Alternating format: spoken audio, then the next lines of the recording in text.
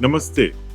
मैं रेनोस वैकिस, विश्व बैंक में प्रमुख अर्थशास्त्री और accelerating development ideas for impact का आपका मेजबान हूं।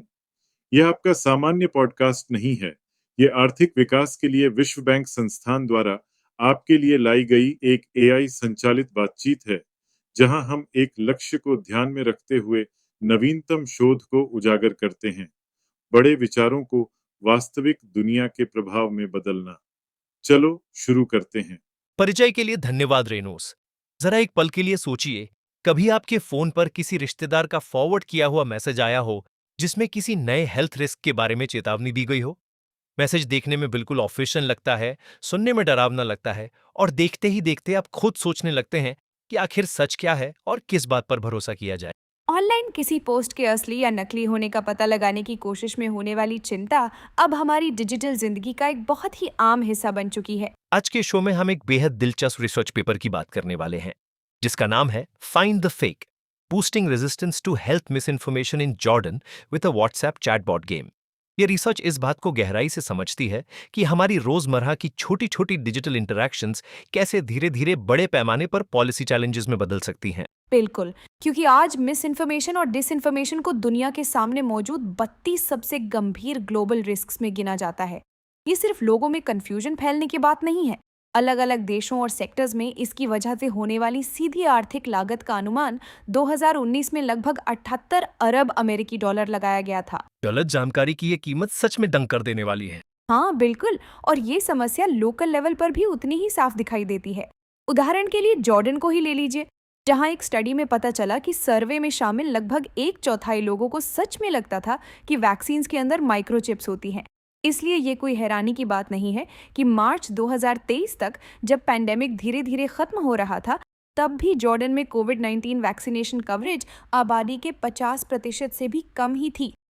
जरा सोचिए, एक पेरेंट क्लिनिक की वेटिंग रूम में अपने फोन पर स्क्रॉल कर रहा है और अपने बच्चे के लिए सही फैसला लेने की कोशिश कर रहा है, जबकि दूसरी तरफ ना दिखने वाली अफवाहें लगातार असरदार ट्रीटमेंट्स के खिलाफ काम कर रही हैं। बिल्कुल, और ये शक सिर्फ एक बीमारी तक सीमित नहीं रहता। इसका असर दूसरी तरह की हेल्थ केयर और ट्रीटमेंट्स पर भी पड़ सकता है, जैसे मीजल्स वैक्सीन पर भरोसा कम होना, जहां हाल के समय में आउटब्रेक्स के मामलों में भी बढ़ोतरी देखी गई है। तो फिर हम ऐसी चीज से लड़ें कैसे जो इतनी आसानी से फैलती है? हाल ही में जॉर्डन में 2851 लोगों पर एक रैंडमाइज्ड एक्सपेरिमेंट किया गया, जिसमें एक बहुत ही इनोवेटिव सोल्यूशन को टेस्ट किया गया। इसमें प्री बंकिंग यानी साइकोलॉजिकल इनोक्यूलेशन को इवैल्यूएट करने के लिए व्हाट्सएप चैटबॉट गेम का इस्तेमाल किया गया। फाइंड द फेक नाम के चैटबॉट के जरिए लोगों को ये सिखाया गया कि इमोशनल मैनिपुलेशन, फेक एक्सपर्ट्स और एडिटेड या ऑल्टर्ड इमेजेस जैसी टैक्टिक्स को कैसे पहचाना जाए। यूजर्स को अलग अलग मैसेजेस देखकर ये डिसाइड करना होता था कि वे मिसलीडिंग है या क्रेडिबल, और साथ ही उन्हें स्कोर्स और बैजेस के जरिए तुरंत गेम जैसा फीडबैक भी मिलता था। मुझे ये कॉन्सेप्ट बहुत पसंद आया। ये बिल्कुल ऐसा है जैसे किसी इंसान के दिमाग को गलत खबरों और फेक न्यूज के असर में आने से पहले ही एक वैक्सीन दे दी जाए। बिल्कुल, यही तो असली बात है, और यहीं से हम पहली बड़ी पॉलिसी लर्निंग पर आते हैं। गेमिफाइड और कॉम्प्रिहेंसिव डिजिटल टूल्स जो लोगों को ये सिखाते हैं कि भ्रामक और भरोसेमंद जानकारी में फर्क कैसे करना है, लोगों की मिस इन्फॉर्मेशन पहचानने की क्षमता को बेहतर बना सकते हैं। लेकिन यहाँ पर एक बहुत जरूरी बात भी है। यहीं पर बात दिलचस्प हो जाती है, क्योंकि उन्होंने ये देखने के लिए 5 तरीके आजमाए थे कि आखिर काम क्या करता है ना? हाँ, इसमें 5 स्टडी ग्रुप्स थे।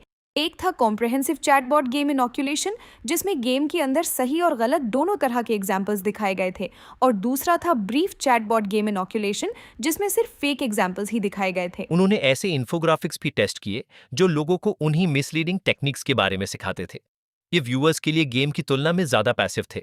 इसके अलावा उन्होंने रोड सेफ्टी पर एक प्लेसिबो इन्फोग्राफिक भी टेस्ट किया और एक स्टैंडर्ड कंट्रोल ग्रुप भी रखा जिसने सिर्फ असेसमेंट क्विज पूरा किया। बिल्कुल, गलत जानकारी की पहचान करने वाले नतीजे वाकई चौंकाने वाले थे, क्योंकि कॉम्प्रिहेंसिव गेम खेलने वाले लोगों की मिस इन्फॉर्मेशन को सही तरीके से पहचानने की क्षमता प्लेसिबो के मुकाबले लगभग 0.29 स्टैंडर्ड डिविएशंस तक बेहतर हो गई थी। अच्छा, तो इससे लोगों को सिर्फ भ्रामक हेडलाइंस की सही पहचान करने में ही नहीं, बल्कि जो हेडलाइंस भ्रामक नहीं थीं, उन्हें भी सही तरह से पहचानने में मदद मिली। बिल्कुल, मिसलीडिंग हेडलाइंस के लिए मिस इन्फॉर्मेशन रेटिंग्स में 0.16 स्टैंडर्ड डिविएशंस की बढ़ोतरी हुई, जबकि ट्रू हेडलाइंस के लिए ये 0.22 स्टैंडर्ड डिविएशंस कम हो गई। यानी लोगों का जजमेंट काफी अच्छी तरह बैलेंस हो गया। लेकिन उस ब्रीफ गेम का क्या हुआ जो सिर्फ नकली एग्जाम्पल्स ही दिखाता था? ये उन क्लासिक सिचुएशंस में से एक है जहां पॉलिसी का डिजाइन तो काफी लॉजिकल लगता है, लेकिन ह्यूमन साइकोलॉजी बीच में आकर पूरा खेल बदल देती है।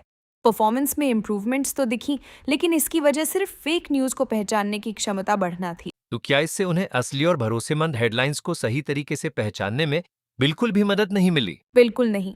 और इन्फोग्राफिक्स ने भी इस बात को पहचानने में कोई खास मदद नहीं की कि कौन सी जानकारी भ्रामक है और कौन सी भरोसेमंद। यहीं पर पॉलिसी मेकर्स के सामने असली मुश्किल खड़ी हो जाती है, क्योंकि बात सिर्फ फेक न्यूज को पहचानने की नहीं है, बल्कि इस बात की भी है कि लोग आखिर अपने दोस्तों और जान पहचान वालों को क्या फॉरवर्ड करने का फैसला करते हैं। बिल्कुल। और शेयरिंग की बात करें तो कॉम्प्रिहेंसिव गेम ने भ्रामक हेडलाइंस को शेयर करने की लोगों की इच्छा में लगभग 0.30 स्टैंडर्ड डिविएशंस की कमी ला दी, जबकि सच्ची हेडलाइंस को शेयर करने पर इसका कोई असर नहीं पड़ा। ये सच में काफी कमाल की बात है। वाकई ऐसा है। लेकिन ब्रीफ गेम का एक बड़ा उल्टा असर भी हुआ। इसने भ्रामक हेडलाइंस को शेयर करने की दर में 0.33 स्टैंडर्ड डिविएशंस की कमी की, लेकिन साथ ही इसने ऐसी हेडलाइंस की शेयरिंग भी कम कर दी जो भ्रामक नहीं थी। वाह, यानी लोगों को बस कुछ नकली एग्जाम्पल्स दिखाने भर से ही वो कोई भी जानकारी शेयर करने को लेकर स्केप्टिकल हो गए, यहाँ तक कि अच्छी और काम की जानकारी को लेकर भी। हाँ, इससे यूजर्स कहीं ज्यादा सावधान हो गए। इसलिए पॉलिसी के लिए इसका मतलब साफ है। लोगों को सही और गलत जानकारी का फर्क दिखाना फायदेमंद हो सकता है, ताकि वे हेल्थ से जुड़ी हर तरह की जानकारी पर एक साथ शक करना शुरू न कर दे। इससे मुझे सारी बातें समझ में आ जाती हैं। ये कुछ ऐसा है जैसे किसी को नकली नोट पहचानना सिर्फ नकली नोट दिखाकर सिखाया जाए, फिर अचानक उसे असली नोटों पर भी भरोसा नहीं रहता। बिल्कुल सही एग्जाम्पल है। और यहीं से हम अपने दूसरे अहम टेकअवे पर आते हैं, जो इस बात से जुड़ा है कि हम इन टूल्स को व्हाट्सएप जैसे widely use social media platforms के जरिए लोगों तक कैसे पहुंचाते हैं। कम डिजिटल लिटरेसी वाले लोगों तक पहुंचने के लिए हेल्थ लिटरेसी की जानकारी सीधे व्हाट्सएप पर देना कहीं ज्यादा समझदारी भरा तरीका है, बजाय इसके कि उन्हें किसी मुश्किल और कंफ्यूजिंग वेबसाइट पर जाकर सब कुछ ढूंढना पड़े। ये एक ऐसा चैनल देता है जो इस्तेमाल करने में आसान है और बड़े स्केल पर लोगों तक पहुंच सकता है। और लोगों का मन भी करता था कि वो इस इंटरवेंशन को दूसरों के साथ शेयर करें, है ना? उन्होंने किया।